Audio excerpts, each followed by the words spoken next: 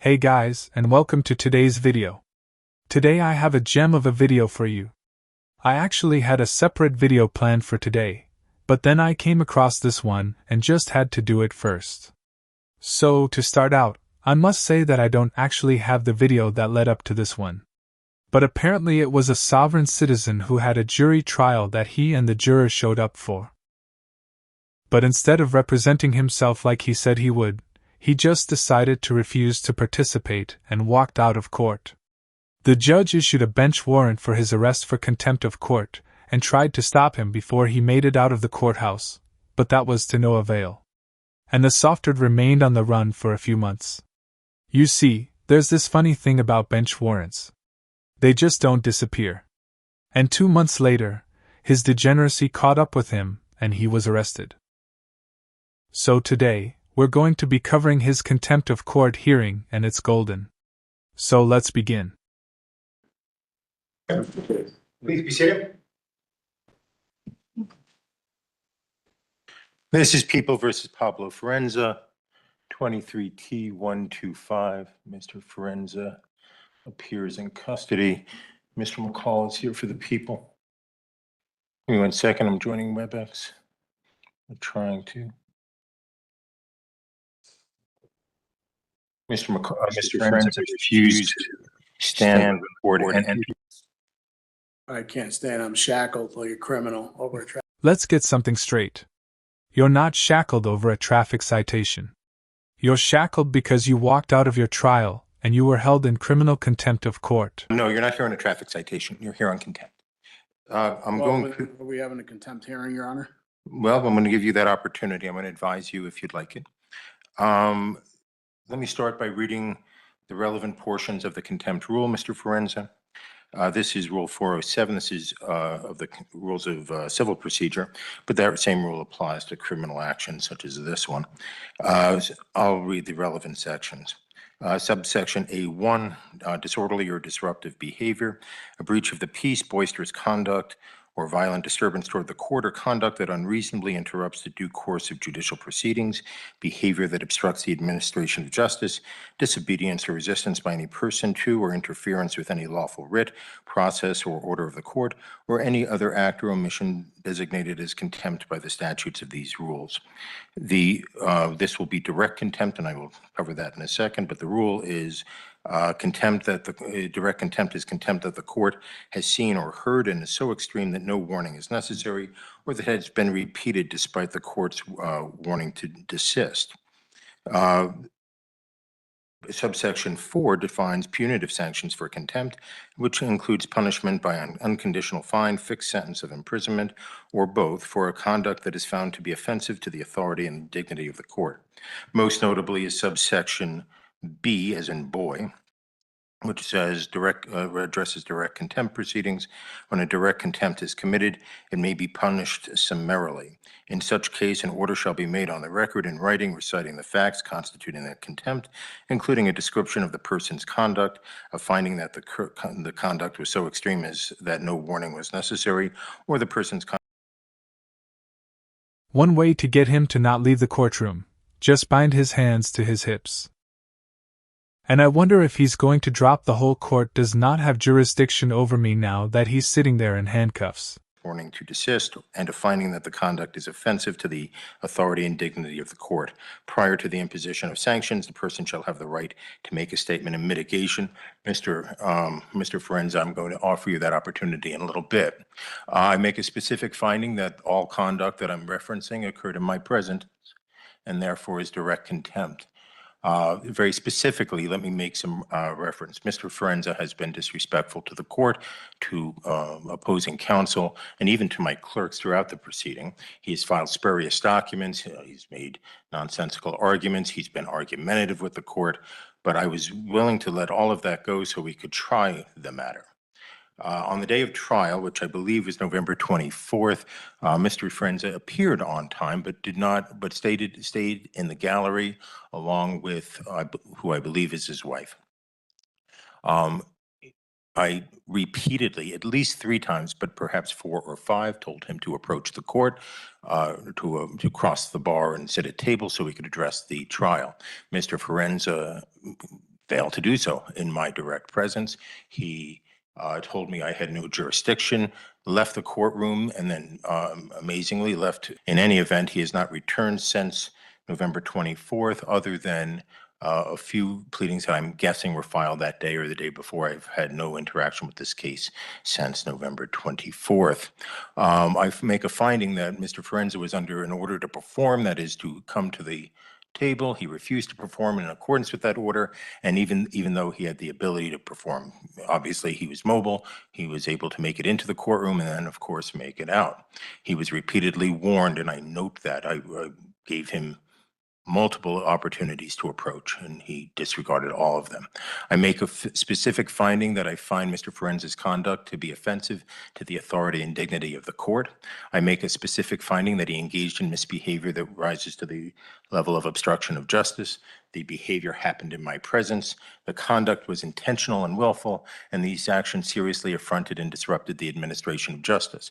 In that regard, I will note that I went and met with the 30 or so jurors who had appeared for the trial, that Mr. Forenza simply blew off.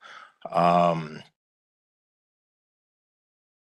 had to explain why that happened, and I had to waste all of their time. I also wasted the time of the witnesses. Mr. Forenza, I didn't waste anybody. Mr. Forenza also wasted the time not only of the jurors, but of the witnesses, counsel, the court, and everyone else. The court finds him in direct contempt. I made a similar record on the morning of trial, but Mr. Forenza had bolted from the courtroom, and therefore I find he was not advised at that time, so at least not in any significant way, and I hereby advise him. I am considering a jail term for the contempt unrelated to the underlying charges, Mr. Forenza. I'm going to offer you some opportunities of how you want to proceed. First, if you wish, you can make the statement of mitigation right now, if you wish to. If you do not wish to, if you wish to consult with counsel, I will give you time to hire your own counsel, but you will remain in custody during the interim. I would even be open to the appointment of counsel if you believe you are indigent. In fact, I would appoint counsel if you were indigent.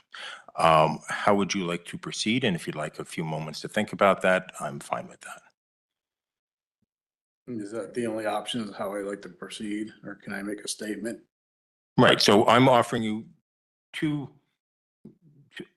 option one and options 2 and 2A. Option 2A and 2B.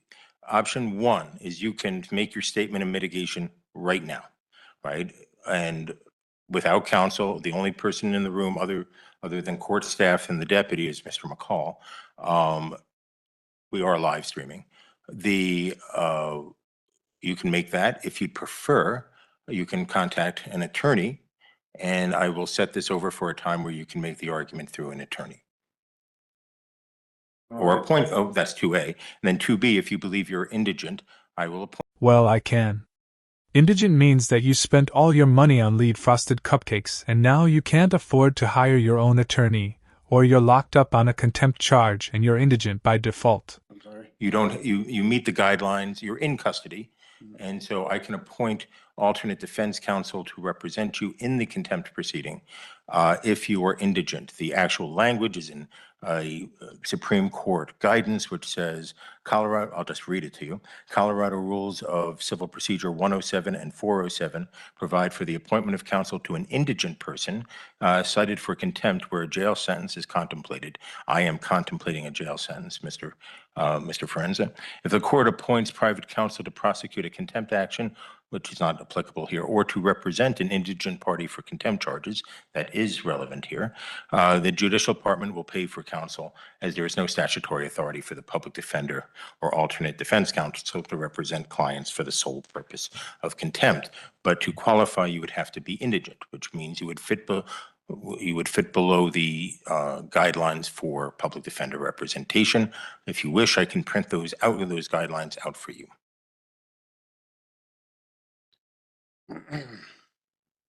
Don't want to be represented. I'm sorry, I couldn't hear. I don't want to be represented. Okay, and you understand that, and I will allow you to make the statement of mitigation right now, but you understand you do have a right to counsel. The only way to look at it is I never got a fair trial walking into this. he failed to prove jurisdiction, sworn affidavit. The courts failed, personal, subject, territorial. I moved it to federal. I even had documents which I sent. It was ignored. Everything gets ignored. I'm just, you know what? I guess I'll just let you beat me up, throw me in jail, get it over with, because you can't keep me the rest of my life. And then, I'll deal with the consequences and things later. I mean, that's where I'm at. Okay. It's not right over a traffic citation, where all I did is I came here in good faith to resolve the matter, and it was just, I could get nothing. There's no nature and cause of there. There's no sworn affidavit for me to even move forward on, and this court can't move forward on. That's all I asked for. And it was like retaliatory. I just got beat up. That's all this is. It's a traffic citation. It's not a crime. Nobody was injured. If that's, if that's what you call justice and fair, I'm not here to sit here and pick at anybody, go after, and that's not what it's about. When I posted bond for whatever it was, I came here and I didn't run. I came here to settle the matter. And that's all I wanted to do. And I just wanted a fair trial. That's it. But you get in my shoes, and how does it feel when you're just getting beat up and the judge you feel is being biased in the case? I mean, what do we? Well, you start by not walking out of the court on the date of your trial. Even if you feel the judge is being biased, that's something you can take up later on appeal if you're found guilty, and the Court of Appeals can make a determination as to whether facts trump your feelings. What else, Mr. Forenza? Nothing else. Mr. McCall, I should have asked you this before I moved to is there anything that people want to say on this? Your Honor, the people spent a good amount of time preparing for this trial. We actually brought the officer from across the state, met with him on the weekend beforehand to prepare for the trial. Officer Carnes was kindly enough, like I said, to drive on his own accord and his own expense to be here. He said he would come back for a retrial. He would request to be flown back, just given the type of the weather that it would be probably when it would be done. The people are still open to a plea agreement in this case for the traffic citations. We understand Mr. Forenza's stance as a sovereign citizen of what law he feels applies, but Your Honor, we believe that the traffic laws of Colorado apply in this case. We are more than willing to negotiate a plea agreement to this day. But at this point, Your Honor, that's where the people are, Your Honor. We didn't anticipate any jail in this case. We didn't anticipate anything but to paying the penalties for speeding 25 to 39 over on the Riverside Parkway back in 2023. And the failure license. Your Honor, the speeding ticket, I would even reduce it to 20 to 24 over to keep it in it as a traffic infraction. On the contempt. On the contempt. Oh, on the contempt, Your Honor. Your Honor, it's been an interesting case for me. I've never had a case that have gone this long with kind of like the lack of being able to move forward. I've never been personally federally attempted to be sued in any case based upon a fee schedule. I find it interesting that Mr. Forenza believes that contract law applies in this case, but only one way, his contract law. The issue here, Your Honor, on contempt, the people expended a lot of time on this case for a very minor case. I do not like putting someone in jail in this situation. I just don't know if Mr. Forenza will ever show up to a trial again in this case, for this case, or any case. He's done, a day or so in jail. I'm not, anything else you want to say? No, Your Honor, the people are, that's all the people are going to say. Mr. Forenza, I meant to ask Mr. McCall to make that statement before your statement. I forgot. If you'd like to make a statement to address anything he said, I'm happy to hear more. Yes, I mean, I just objecting. I did, like I said, I came in good faith to settle the matter. And I tried. So it's not like I'm gonna skip town to that. That's not what it was. Because if I did that, I would. Like I keep saying, you skipped your court date, and ensuring that you'll make it to your next court date is not under consideration at this point. Your actions that wasted the court's time and resources are, which is why this is a contempt of court hearing and not a bond hearing. No. I didn't do that. I came here to put the court on notice, let them know I was in federal jurisdiction. That's what I did. And I stood my ground for that. I have rights, and it's not about my contract. That's not what it is. And, you know, him for saying it's contract, and that makes it a commercial matter. So I'm here to settle the matter. Set off and discharge. And, you know, as a secured party creditor, I have a right to do that. An attorney, in fact, representing the estate. So I would like to do that. Let's settle the matter. Let's just wash I'll this. give you an opportunity to resolve the matter, but we're talking about the contempt right now. I view the contempt as your direct and unequivocal disregard of the court's order. What would you like to say in mitigation of that?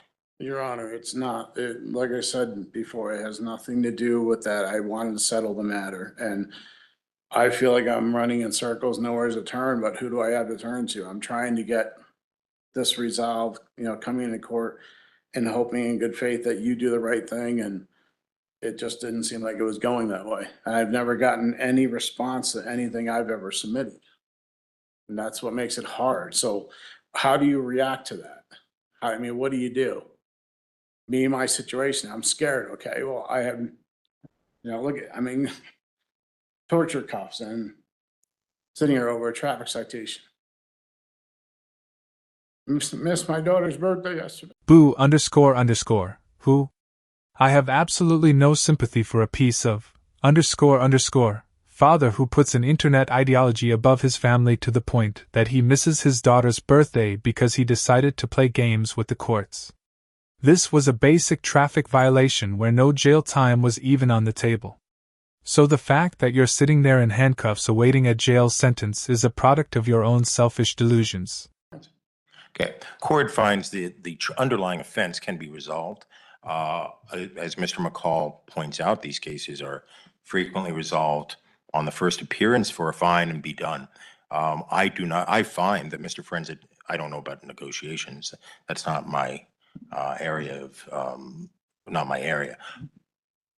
But I find he has not litigated this in good faith. I find that he absolutely and unequivocally disregarded a repeated order of the court to come to the table on the morning of his trial. The remedy Mr. Forenza had would be to have the people try to prove their case beyond a reasonable doubt. He absolutely positively refused the court's order, despite repeated statements. It follows up a long history of disrespect from Mr. Forenza towards the court, and more specifically, the entire judicial system. I find there to be no good faith by Mr. Forenza. I am not addressing the underlying case. I do note that there's a new speedy trial date in that case.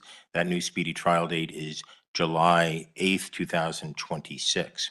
I thought about rescheduling the trial today, but I'm not going to do that. I'll do that at Mr. Forenza's next appearance.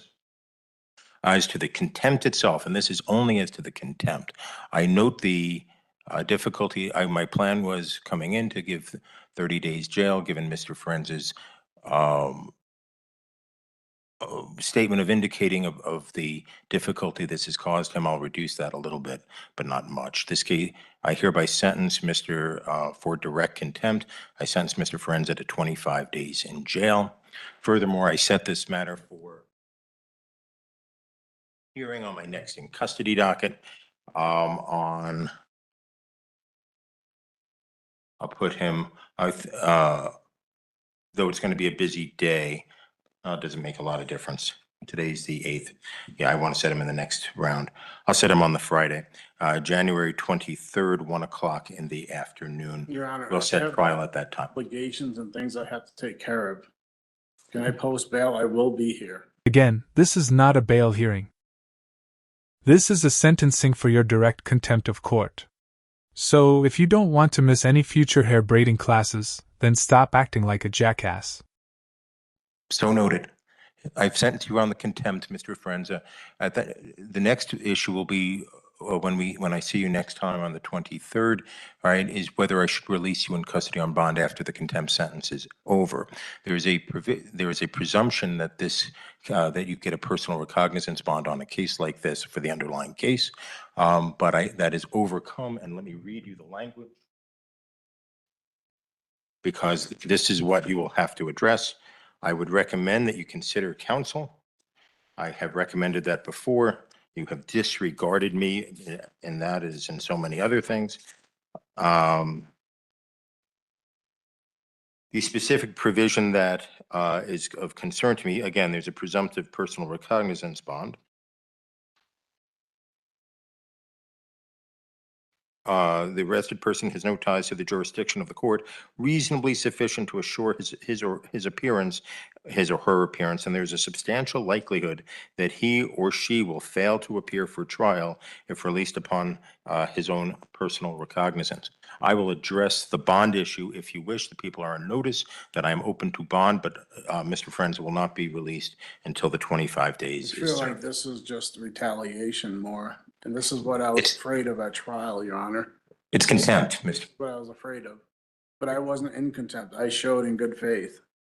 Okay. I didn't disrespect. I spoke the bare minimum just about jurisdiction. So everything you're saying is, that's, your assumption that it didn't happen. Have a good day, Mr. Forenza. I have obligations. Okay, you'll be able to address them upon release. Thank you. How am I gonna, do that here? I have obligations on the outside that I have to do. You'll be able to address those after your sentence is completed, Mr. Forenza.